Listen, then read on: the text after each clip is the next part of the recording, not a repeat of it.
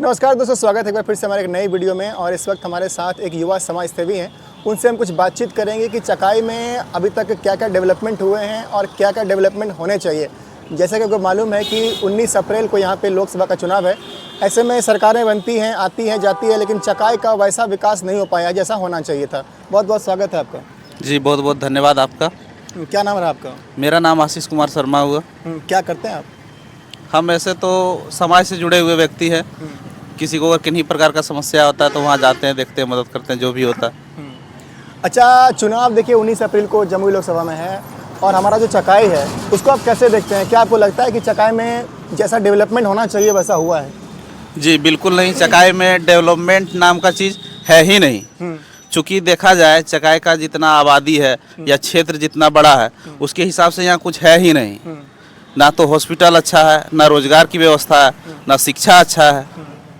मानिए पढ़ाई, दवाई, कमाई, सिंचाई, सुनवाई, कार्रवाई कुछ है ही नहीं यहाँ पे। तो इसमें गलती किसकी है? जनता की है या फिर नेताओं की है? तो ये सबसे पहली बात है कि जनता तो भोली भाली जनता है, उसको चुनाव के वक्त बरगलाया जाता है। मानिए जनता को एक टिश्यू पेपर की तरह यूज किया जाता है, मतलब यूज एंड थ्रो वाली कहानी है।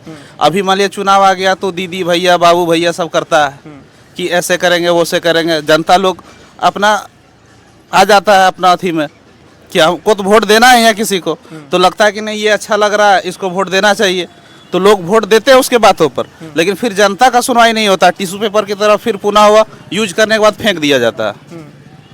अभी शिक्षा के मामले में चकाई जो है उसको कैसे देखते हैं? क्योंकि एजुकेशन बहुत ही ज़रूरी है, किसी भी क्षेत्र का विकास होने के लिए शिक्षा बहुत ही ज़रूरी है। देखिए यहाँ पे लगभग 23 पंचायत है। 23 पंचायत में मात्र एक ही कॉलेज है यहाँ पे, फाल्गुनी प्रसाद यादव महाविद्यालय। इसके अलावे ना यहाँ ITI कॉलेज है, ना ही आप क्या बोलते हैं पॉलिटेक्निक कॉलेज है, ना बीटेक कॉलेज है। मतलब एजुकेशन डेवलपमेंट में ना ही बीएड कॉलेज है।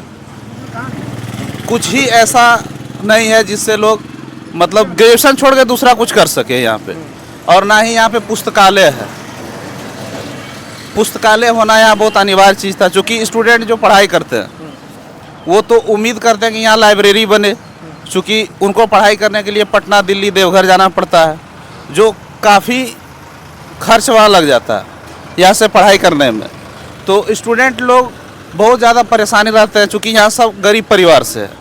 तो अगर यहाँ लाइब्रेरी का व्यवस्था हो जाए एक प्रखंड स्तर पे, या हर एक पंचायत में एक एक लाइब्रेरी का अगर स्थापना कर दिया जाए तो खास करके स्टूडेंट लोग को बहुत सारा सुविधाओं का लाभ मिलेगा। अच्छा, ये तो रही शिक्षा की बात। इसके अलावा जो एक और मेन चीज़ है वो है स्वास्थ्य। तो स्वास्थ्य के मामले में कैसे देखें चकाई में? क्योंकि चकाई में ऐसा कोई हॉस्पिटल नहीं है जहाँ पे लोगों की अच्छी इलाज हो सके। थोड़ा सा भी प्रॉब्लम अगर आता है तो आपको देवघर जाना पड़ेगा, पटना जाना पड़ेगा, रांची जाना पड़ेगा। इस पर क्या कहेंगे?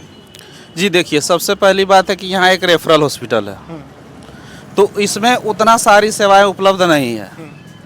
ये तो जनप्रतिनिधि को ध्यान देना चाहिए, क्योंकि हम लोग वोट दे करके जीता करके भेजते हैं, तो उनको देखना चाहिए कि इतना बड़ा क्षेत्र है और यहाँ लगभग पर डे मतलब पेशेंट ऐसा रहता है जिसको ब्लड का जरूरी पड़ता है, ब्लड का आवश्यकता पड़ता है। लगभग चकाई क्षेत्र में लगभग मानिए तो कम से कम 10 से 15 यूनिट ब्लड का आवश्यकता पर डे पड़ता है। लेकिन यहाँ ब्लड बैंक नहीं है, जो कि बहुत ज़रूरी चीज़ है। यहाँ पे ब्लड बैंक एक होना चाहिए, ICU समेत एक हॉस्पिटल होना चाहिए, जिसमें लोग अगर इमरजेंसी पेशेंट है तो उसका इलाज तुरंत हो सके। वैसे यहाँ पर कोई व्यवस्था नहीं है। आप अगर जाइएगा डॉक्टर से दिखाने के लिए, अगर दवा भी वो लिखेंगे तो दवा आपको बाहर से लेना पड़ेगा, हॉस्पिटल में अवेलेबल नहीं रहता है। अच्छा, एक चीज़ और है कि यहाँ पे रेलवे लाइन नहीं है ना, इसकी वजह से काफ़ी दिक्कत होती है। अगर आपको पटना जाना हो, रांची जाना हो, दिल्ली जाना हो, तो जस्सी डी से जितना दिक्कत दिल्ली जाने में नहीं है उतना दिक्कत आपको जस्सी डी से अपना गांव जाने में होता है कि नहीं होता है? क्या कहेंगे इस पर? जी रेल लाइन से तो जोड़ना चाहिए चकाई, क्योंकि चकाई से हम लोग का जस्सी डी तक का अगर दूरी देखा जाए तो 40 किलोमीटर के आसपास हो जाता है।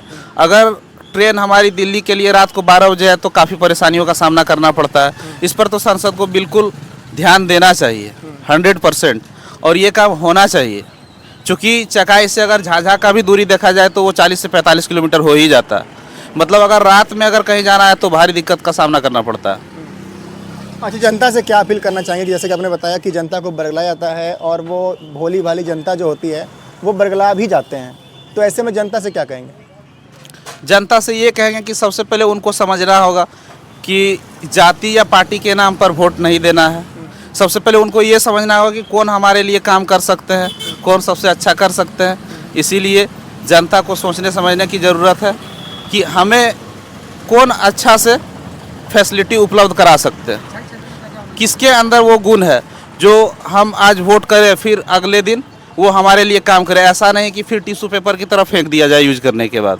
ये थे हमारे साथ युवा समाज सेवी आशीष कुमार शर्मा जी, जिन्होंने बताया कि चकाई में कौन कौन सी समस्या है और किस पे काम करना चाहिए और किस तरीके से जनता को बरगलाया जाता है और कैसे जनता को अपने वोट का इस्तेमाल करना चाहिए। तो फिलहाल के लिए बस इतना ही। बाकी और भी ओपिनियन देखने के लिए देखते रहिए द जमुई एक्सप्रेस।